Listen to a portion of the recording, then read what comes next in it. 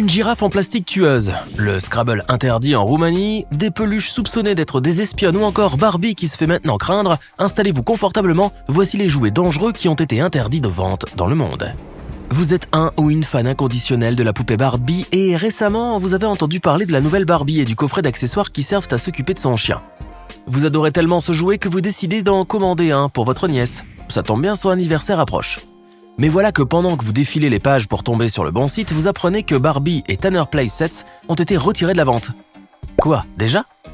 En cherchant la cause, vous apprenez que le coffret n'a pas fait long feu sur les étalages, puisque les accessoires qui vont avec Barbie sont jugés trop dangereux du fait qu'ils sont trop petits. Ils peuvent donc être facilement avalés par les enfants en bas âge, ce qui causerait des étouffements. Aussi, ces petits accessoires comportent des aimants qui pourraient s'attirer dans l'estomac et provoquer ainsi des perforations ou des blocages intestinaux mortels. L'idée de causer du mal à votre petite nièce vous terrifie et vous changez rapidement d'avis. Finalement, un bon gâteau lui fera autant plaisir. C'est l'anniversaire de votre petite fille et celle-ci vous demande un four pour compléter sa dînette. Un four ? Bah bien sûr. Vous décidez de lui offrir le fameux Easy Bake Oven pour lui faire plaisir. Malheureusement pour votre petite, elle n'aura pas le four dont elle rêvait puisque celui-ci n'existe plus depuis 2007. Lorsque vous saurez pourquoi, vous remercierez le ciel et moi aussi au passage. Ce four de la marque Hasbro avait la particularité de se chauffer facilement, non pas pour atteindre les 20 ou 30 degrés pour faire semblant. Le four pouvait atteindre les 350 degrés, soit pour cuire 3 dindes de Thanksgiving en même temps. De plus, Easy Bake a reçu 249 rapports d'enfants s'étant coincés les mains ou les doigts dans l'ouverture du four. 77 rapports de brûlures, dont 16 étaient des brûlures du 2e et 3e degré. La marque a également reçu un rapport faisant état d'une brûlure grave qui a nécessité l'amputation partielle d'un doigt chez une fillette de 5 ans. Ça vous donne la chair de poule, n'est-ce pas ? Eh bien, estimez-vous heureux que ce jouet ait été retiré de la vente. Peut-être devriez-vous l'initier au roller, beaucoup plus sécurisé qu'un four en plastique. Vous avez certainement entendu parler de la vague Hannah Montana. Je suis sûr que vous n'avez raté aucun de ces épisodes et que vous avez collectionné tout ce qui était en vente de la marque Hannah Montana. Je parie que vous avez également joué au jeu Hannah Montana Popstar Game. Saviez-vous que ce jeu est extrêmement dangereux ? Lorsque je vous dirai pourquoi, vous allez halluciner. Et oui, cette petite bouille n'est pas si inoffensive qu'elle en a l'air. Nul doute que vous savez que l'Académie américaine des pédiatres recommande qu'aucun jouet pour enfants ne contienne plus de 40 parties par million de plomb.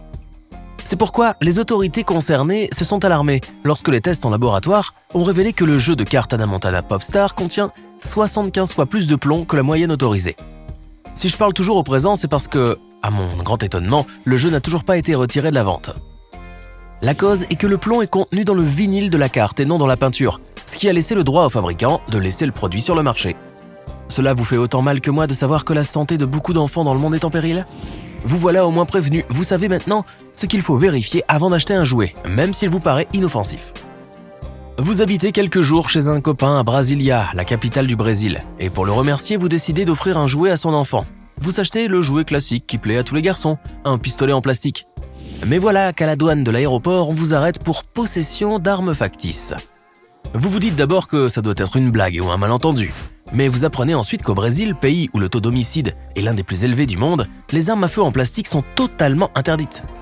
Et pour cause, cette loi en vigueur a été établie pour ne pas apprendre aux enfants la violence, mais aussi pour qu'ils comprennent que les armes ne sont pas des jouets, mais des outils pour ôter des vies. Ce qui est très grave. Jouer avec serait en quelque sorte banaliser l'acte criminel. Vous êtes un peu déçu que l'on vous ait confisqué le jouet et surtout dégoûté de devoir rentrer les mains vides. Mais d'un autre côté, vous êtes bien soulagé d'avoir évité que l'enfant doive se séparer de ce jouet par obligation, ce qui l'aurait beaucoup frustré. Une boîte de chocolat fera aussi très bien l'affaire. Vous êtes en voyage d'affaires en Roumanie et comme vous avez des amis dans les 4 coins du monde, vos copains roumains francophones vous ont gentiment proposé de passer quelques nuits chez eux. Un soir, après avoir dîné ensemble, vous leur proposez une petite soirée et jeux de société.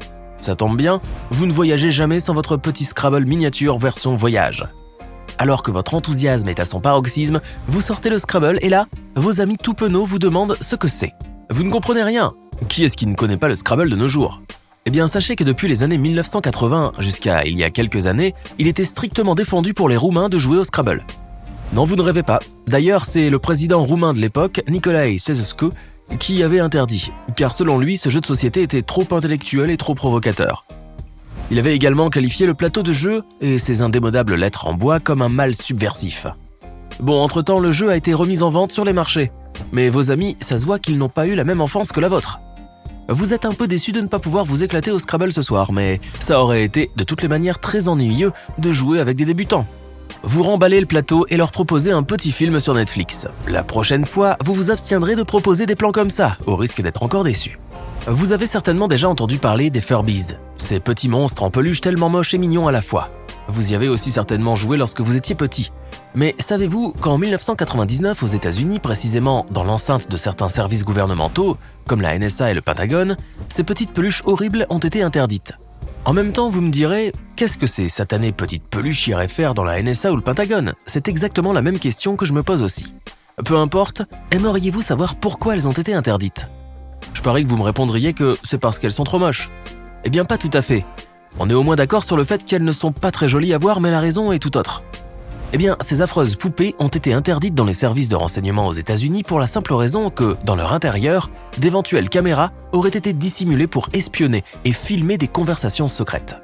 Et là encore, rien n'a été réellement prouvé. Tout n'est que supposition. Je vous avais dit que la raison vous donnera mal à la tête tellement elle est absurde. Vous voilà averti au cas où un jour vous décidez de partir au Pentagone pour une raison ou pour une autre et que vous auriez par hasard l'idée de trimballer votre Furby avec vous.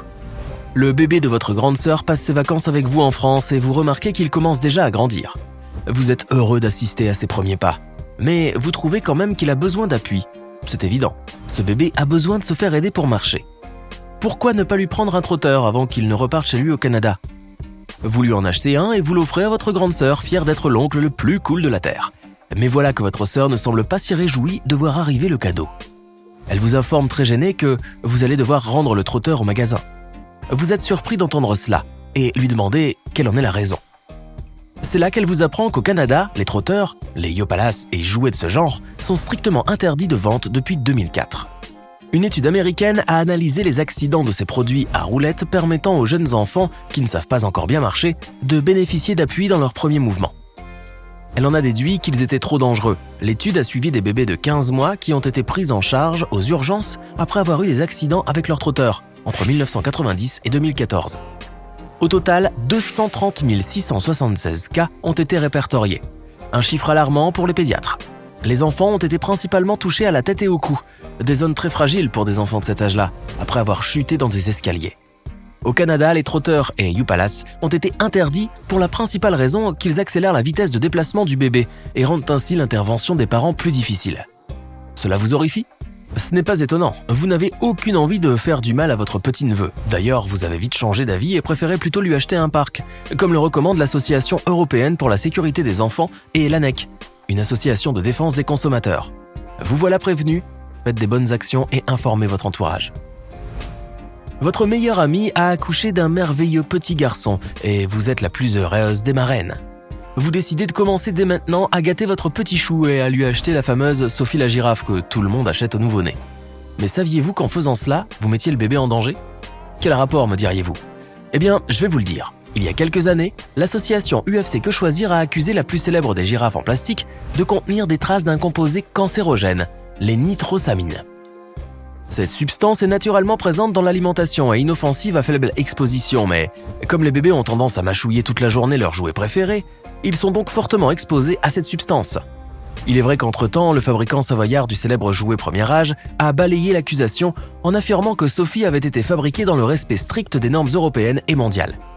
Il a ajouté que tous les rapports d'analyse sans exception attestent de cela et prouvent qu'il n'y a aucun danger pour les bébés. Maintenant, il ne vous reste qu'à choisir votre camp. Vous êtes hésitant? Pourquoi ne vous dirigeriez-vous pas plutôt pour un trotteur? Ah non, j'avais oublié. On a dit que les trotteurs étaient eux aussi néfastes pour les bébés. Finalement, que choisir? Maintenant, vous savez qu'une petite girafe en plastique représente exactement le même danger pour un bébé qu'une bouteille d'eau de Javel. Vous adorez jouer avec les enfants et leur jouet vous amuse encore.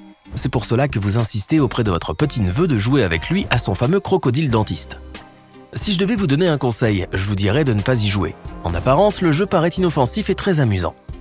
Il consiste à appuyer à tour de rôle sur les dents du crocodile et lorsque vous appuyez sur la dent qui fait mal, le dentiste vous mord. Jusque-là, ça va. Mais si votre petit-neveu est un vrai chenapan et qu'il adore pousser les choses à l'extrême, il vous proposera d'installer des lames de rasoir, des punaises ou des clous sur les dents, histoire que vous ressentiez bien la morsure.